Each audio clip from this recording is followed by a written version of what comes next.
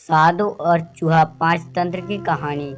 महिलोरोपम नामक एक दक्षिण शहर के पास भगवान शिव का एक मंदिर था। वहाँ एक पवित्र ऋषि रहते थे और मंदिर की देखभाल करते थे। वे भिक्षा के लिए शहर में हर रोज जाते थे और भोजन के लिए शाम को वापस आते थे। वे अपनी आवश्यकता से अधिक एकत्र कर लेते थे और बाकी का बर्तन में डाल कर गरीब मजदूरों में बांट देते थे, जो बदले में मंदिर की सफाई करते थे और उसे जटबाट कर काम करते थे।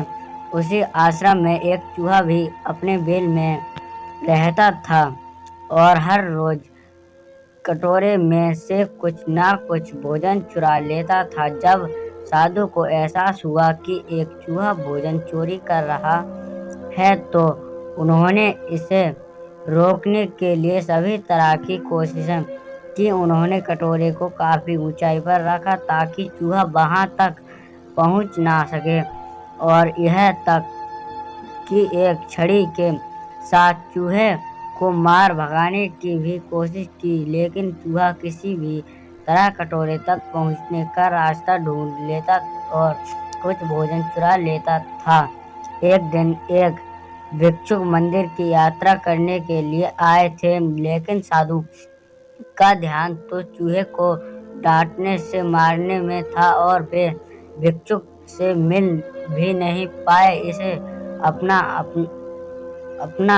अपमान भिक्षुक क्रोधित होकर बोले, अपने आश्रम में फिर कभी नहीं आऊंगा, क्योंकि लगता है मुझसे बात करने के अलावा आपको अन्य काम ज्यादा महत्वपूर्ण लग रहा है। साधु विनम्रतापूर्वक चूहे से जुड़ी अपनी परेशानियों के बारे में भिक्षुक को बताते हैं कि ऐसे चूहा अपने पास से भोजन किसी की न किसी तरह से चुरा ही लेता है। यह चूहा किसी भी बिल्ली या बंदर को हरा सकता है। अगर बात मेरे कटोरे तक पहुंचने की हो तो मैंने हर कोशिशें की हैं, लेकिन वो हर बार किसी न किसी तरीके से भोजन चुरा ही लेता है। भिक्षुक ने साधु की परेशानियों को समझा और सलाह दी। चूहे में इतनी शक्ति, अमृत विश्वास और चालाक के पीछे आवश्यक ही कुछ न कुछ कारण होगा।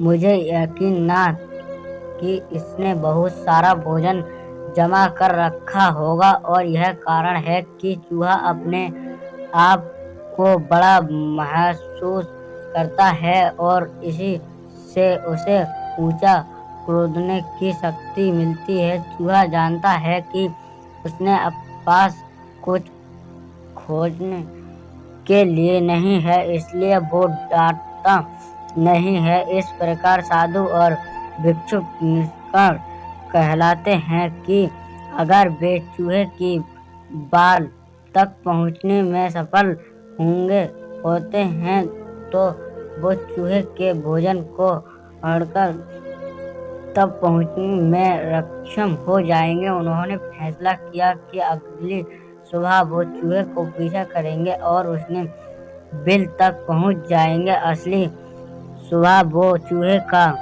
पीछा करें और उससे बिल के प्रवेश द्वार तक पहुंच जाते हैं। जब वो खुदाई शुरू करते हैं तो देखते हैं कि चूहे ने अनाज का एक विशाल भंडार बना रखा है। फौरन ही साधु ने सारा चुका गया भोजन एकत्र करने मंदिर में सेवा ले जाते हैं। वापस आने पर अपना सारा अनाज गायब देख चूहा बहुत दुखी हुआ और उसने इस बात से गहरा झटका लगा और उसने सारा अमृत विश्वास खो दिया। अब चूहे के पास भोजन का भंडार नहीं था, फिर भी उसने फैसला किया कि वो फिर से रात को कटोरे से भोजन चुराएगा। लेकिन जब उसने कटोरे तक पहुंचने की कोशिश की तब वह धमाक से नीचे गिर गया और उसे यह एहसास हुआ कि अब न तो उसके पास शक्ति है और न ही अमृत विश्वास। इसी समय साधु ने भी छड़ी से उस पर हमला किया। किसी तरह चूहे ने अपनी जान बचाई और भागने में कामयाब रहा और फिर वापस मंदिर कभी नहीं आया। यदि हमारे पास भी साधनों की कमी ना हो तो हम में भी बुद्धिमत्ता, शक्तियाँ और अमृत विश्वास की कमी कभी नहीं आ सकती। धन्यवाद दोस्तों।